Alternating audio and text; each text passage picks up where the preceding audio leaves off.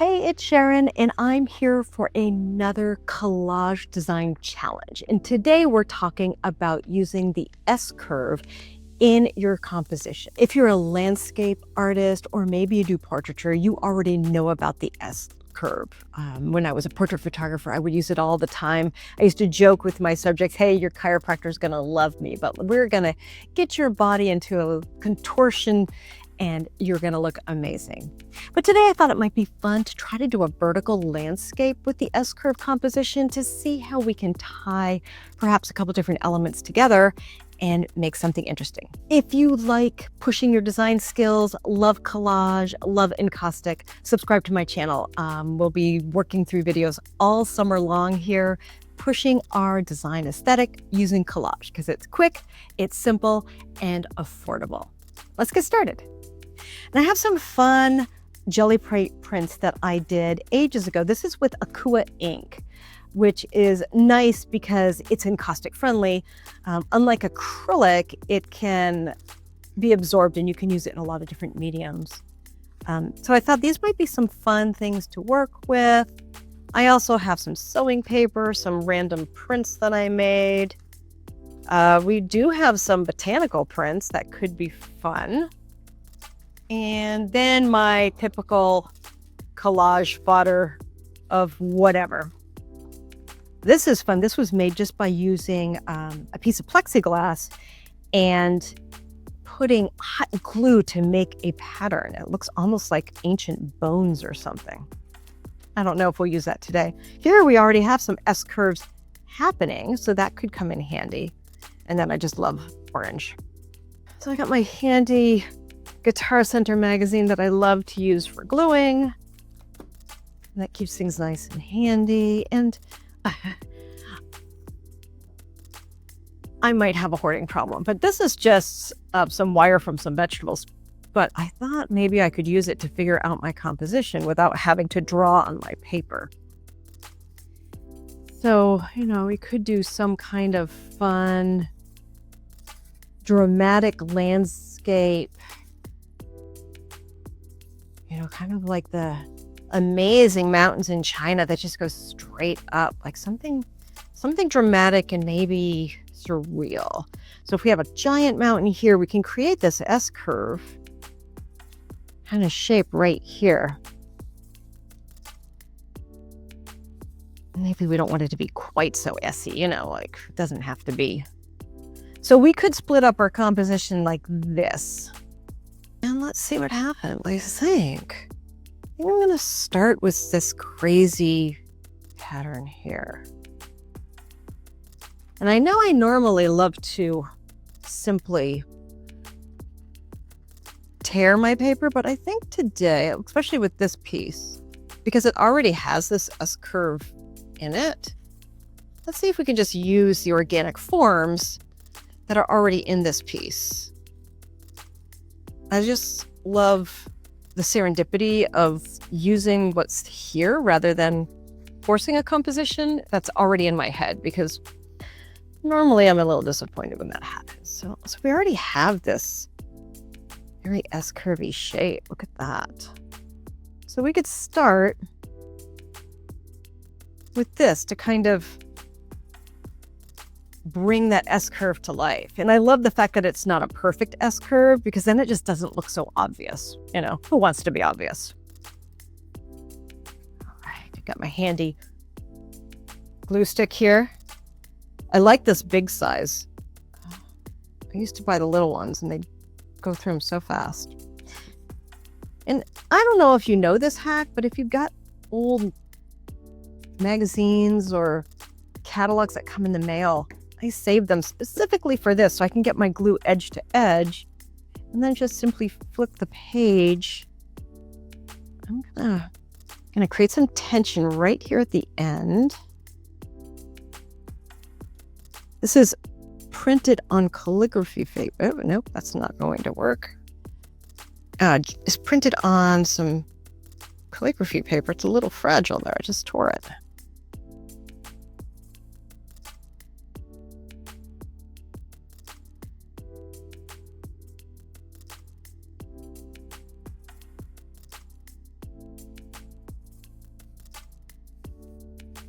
All right, so this is where we're starting. So we kind of had this S-curve.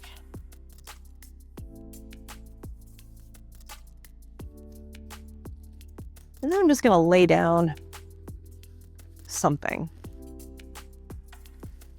You know, I don't really know what I want it to look like yet. But we could start with some big shapes. Like, you know, we can work just like it's a painting. What if we put some blue here?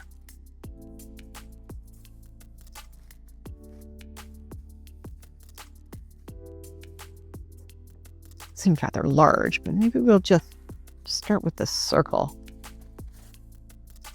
I think I want a rough edge here.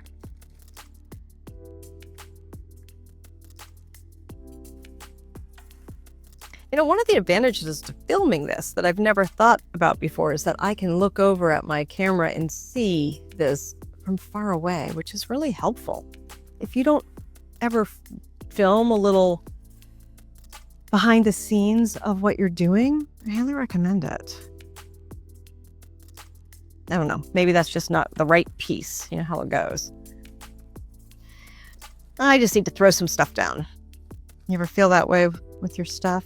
Like, not too much little stuff here. Let me see. I've got back here. All right, I've got this fun jelly print of leaves. I think I just need a big background to start. So you can always build from there. Whenever I start these videos, I swear I always feel like, what am I doing? I always start with this complete blank slate, like I've forgotten everything I've learned over the years.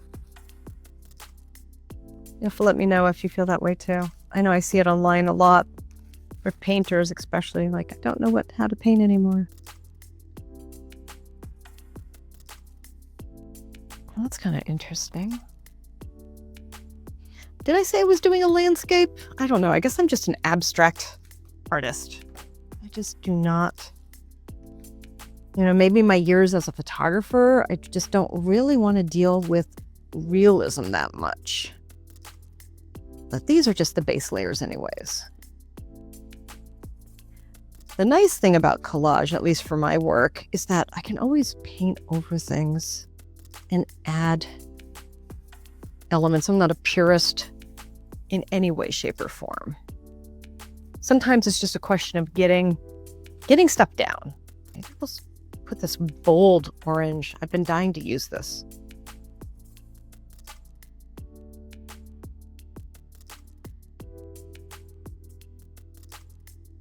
Now, normally, I probably wouldn't be so obvious with the S-curve, but since this is all about forcing the issue and really intentionally creating an S-curve, we're going to see how this works out. It's bold, all right.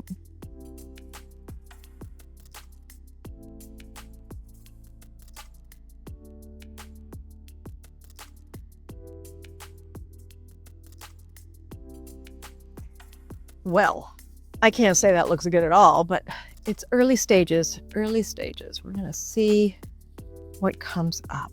I think I need to stop maybe trying so hard, you know? Sometimes you just force things and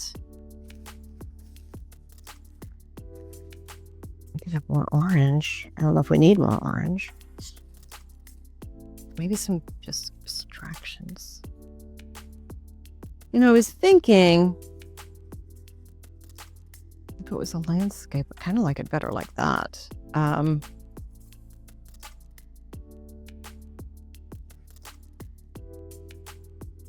That's kind of fun too. This almost looks like fire, like a sunset in mountains.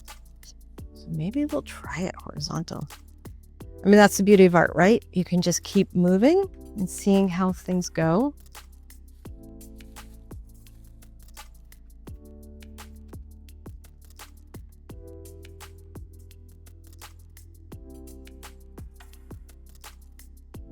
I do love it when I can continue a line, like right there. It almost gives a little foot right there. I like that. I just started printing on the Tangucho paper with oil, RNF oil stick on my jelly plate. Look at how gorgeous that is.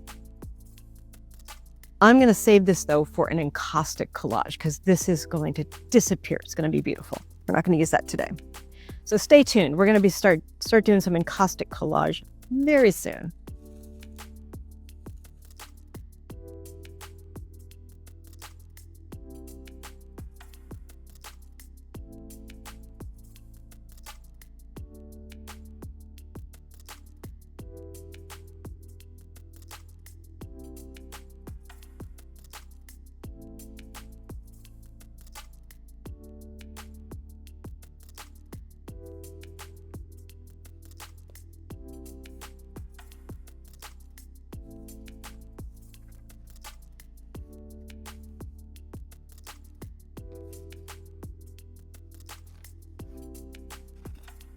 I think I'm still liking it this way. I think I need a little line. And I think I just need some little pieces. Like, I like this. It feels like a sky on fire, like in Colorado. I think we need some heaviness down here, something dark. Maybe not black, though. Maybe some of this blue. Oh, that's kind of nice. I just don't know if I want this to be so hard. I want it to be a little softer. So we're just going to cut a little curve. Maybe it's just too big. Maybe we need little pieces. You know, we don't want everything the same size. What if I just put like a mosaic? Maybe not all the same pieces of paper, though.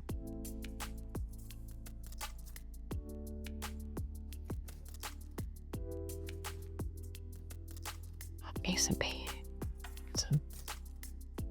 I do love music paper. Let's see what happens if we add. I don't know. Maybe it's just a mess.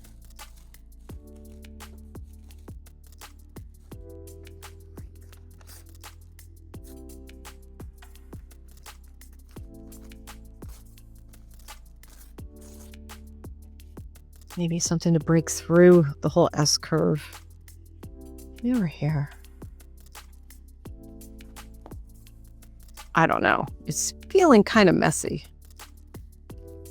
Let's see what happens if we come here. Maybe we just need... You know, sometimes it's like the balance is really the hardest part.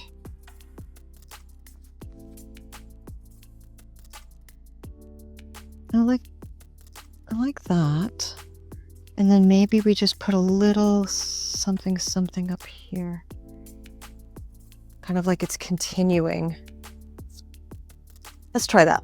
I mean, you know, no harm, no foul, right? It's just pieces of paper and jelly pins that have been sitting around for, my goodness, these are at least a couple years old. Kind of lining up this angle with this S-curve, even though it overlaps. And then if it's going to come up, then we're going to have this, follow this line right about there.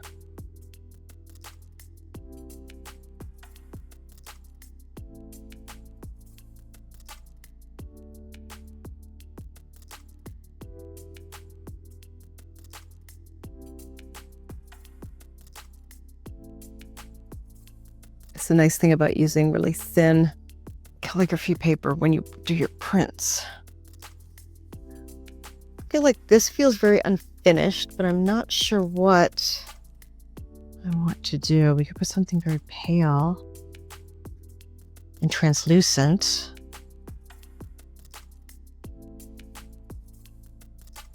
Maybe line that up right.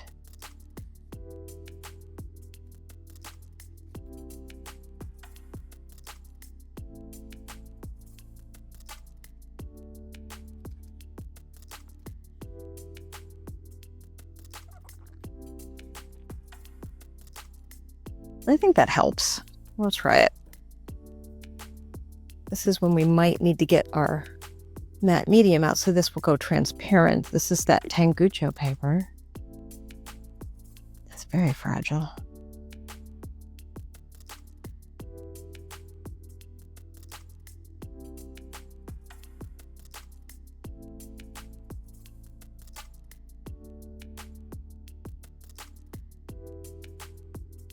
Okay, that's looking.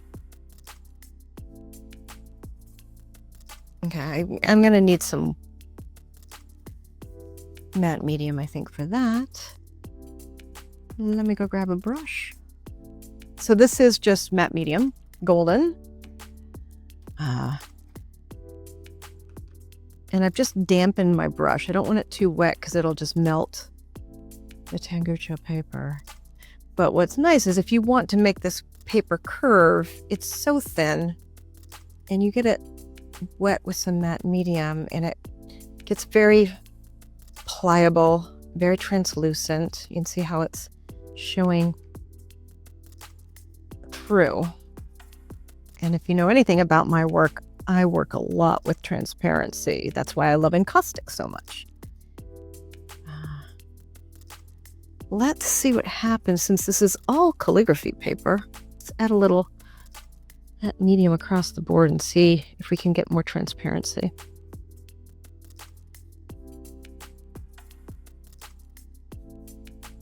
You can see the paper, the Japanese paper is starting to come through.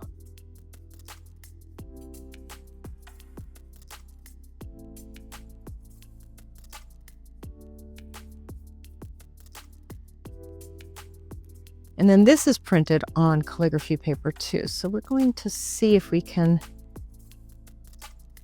maybe get a little more transparency here as well. Now, if you wanted to do watercolors or neocolors, you could use clear gesso because that keeps that grit. You can do the clear gesso on top of this too, which is great. I don't know, I'm kind of liking it now. Isn't that funny? Like it was looking like nothing. I do feel like it needs something like, maybe we just double down on the floral. Let's see.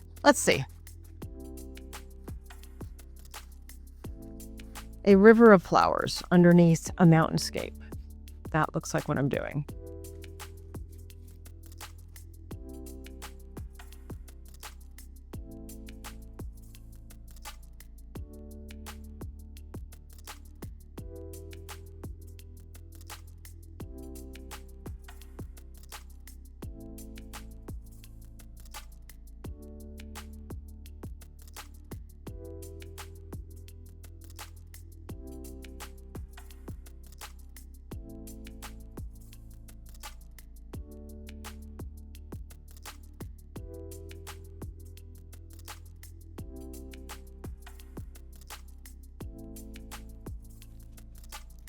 I don't know, it's kind of messy and abstract, but I kind of like that. Okay, we're gonna cut this one. I've already lost my scissors. I like this curve. I don't think I want the whole flower. Maybe.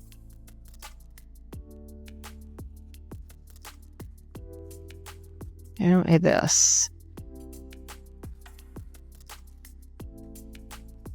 It's not really like, it's barely a flower shape, but you can still see some of these petals.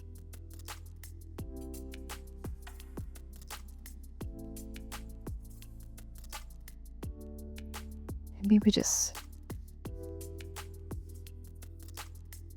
like a, maybe we don't need this section. I mean, being so precious with this all of a sudden, but all right. Let's try it. The nice thing is if we hate it, we can paint over it. And we can knock things back and we can... All right. Now I like that.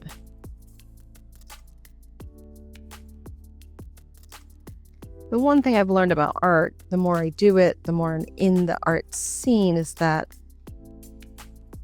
it doesn't always have to be beautiful. It can still be cool. It can just be what you have. And looking at it from far away, I think we're back to a horizontal. Isn't that funny? Well, what's our takeaway here? It's not necessarily pretty, but maybe with a little more work, I think we could add some white paint or some neo colors up here, kind of brighten this up, make it more, maybe, I think I have some yellow. Give me a second. Now this might been better to do with paint, but what about adding, look at that dramatic yellow. And this is Tangucho paper that was dyed with India ink. It was actually folded, but it didn't quite work out. But if I tore this in little sections, and then we're gonna glue it down, and it should kind of melt and mold, and we can kind of keep this S-curve going.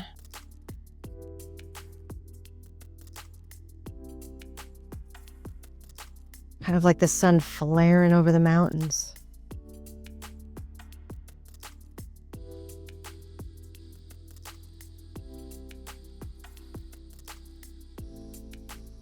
Now this is so thin that you can lay it down and then just paint right on top of it. You can see why I love this paper so much. Look at that. It just melts right in.